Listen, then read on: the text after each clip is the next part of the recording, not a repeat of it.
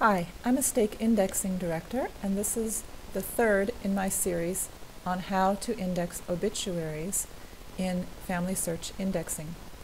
Today I'm going to go through kind of a monster of an image with you.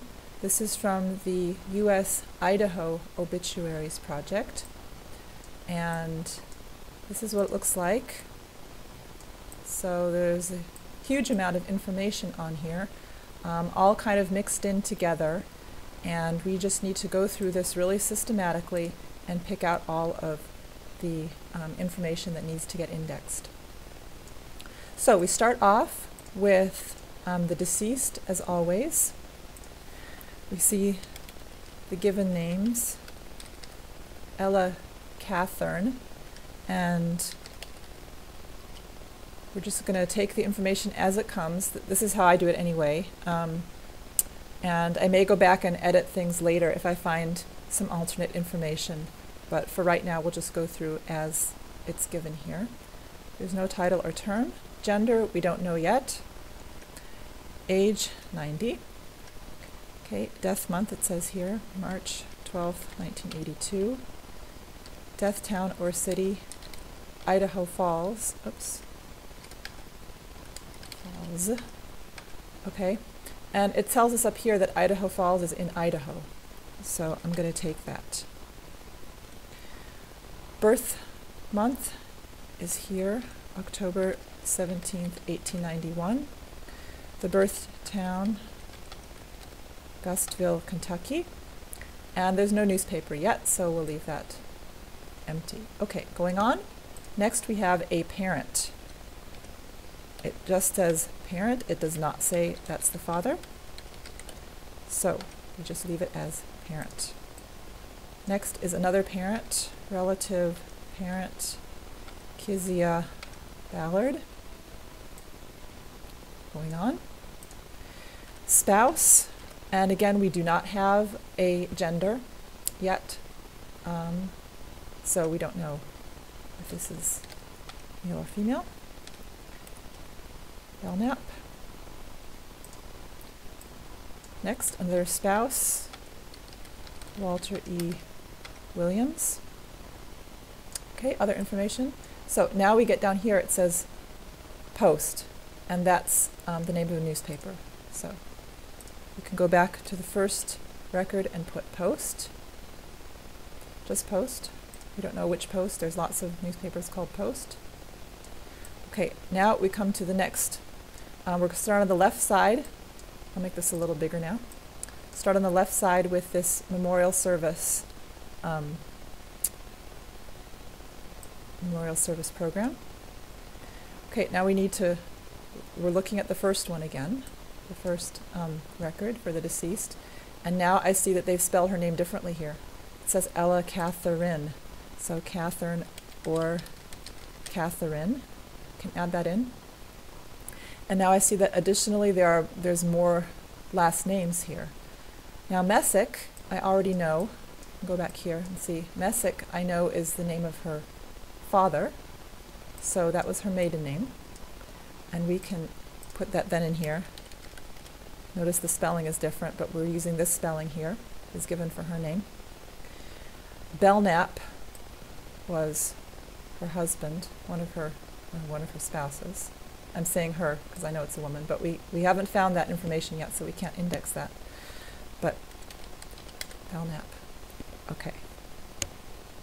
So, checking the birth date, October 17th, 1891.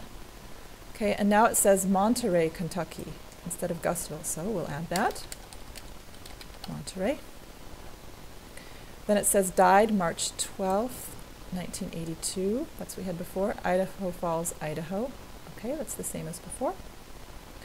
Now we're coming to some names. Here we have, and I'm going to put on the ruler because it's going to be lots of names so we don't get distracted, we don't get lost. Okay, Bishop William Messick. So we have parent George, parent Kezia, spouse Reuben, spouse Walter E. Next is William Messick. It doesn't say what the relationship is. We cannot assume just because it's Messick that this person is related. Messick and Bishop. Okay, next. Going on. Family prayer. We still cannot assume that this person is related. They must be indexed as a non-relative.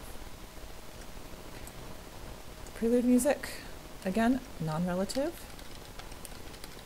Horton. Next, the invocation. Lester Tracy. Okay, speaker. William Messick, we already have him up here, so we're not going to index him again. Vocal duet.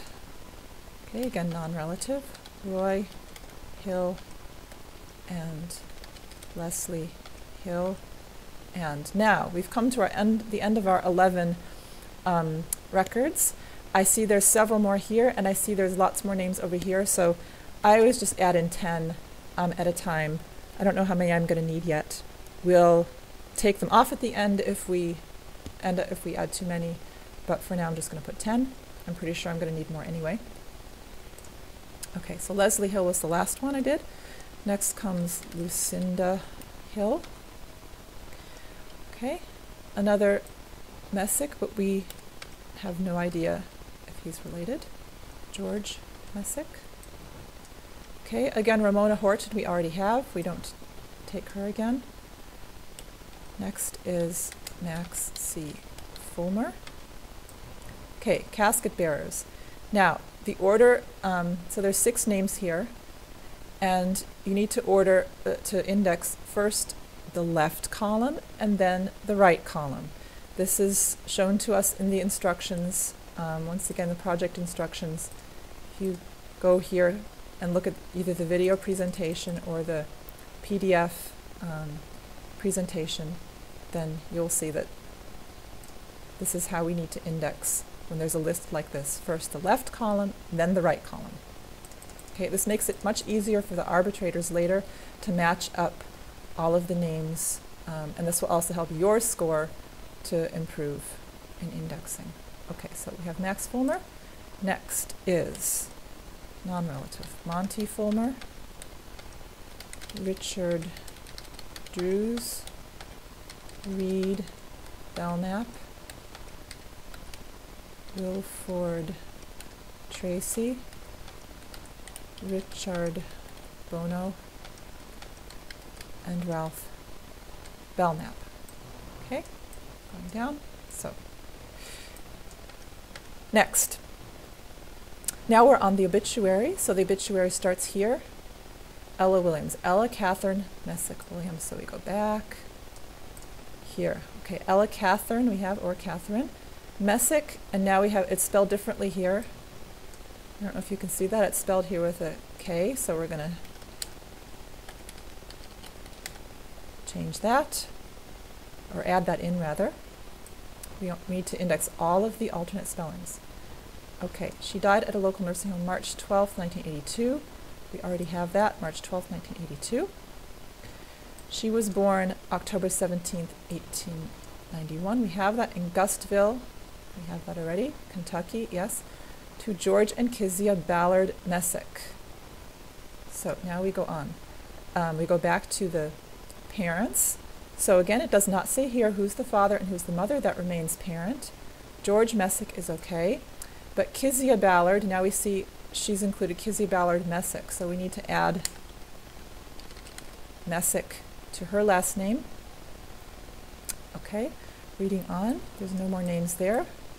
So she married Reuben Belknap. Oh yes, and she. Okay, so we now know that she, Ella, was a woman.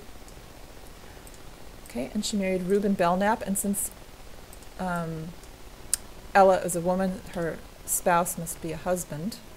Okay, we can change that. And 8 children born to this marriage. Later she married Walter E. Williams. Again, we can change that to husband now.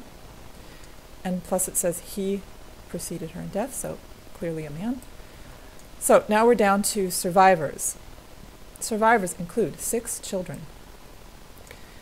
Now we need to keep in mind any people that we've already indexed over here so that we can go back and change their relationship status if necessary.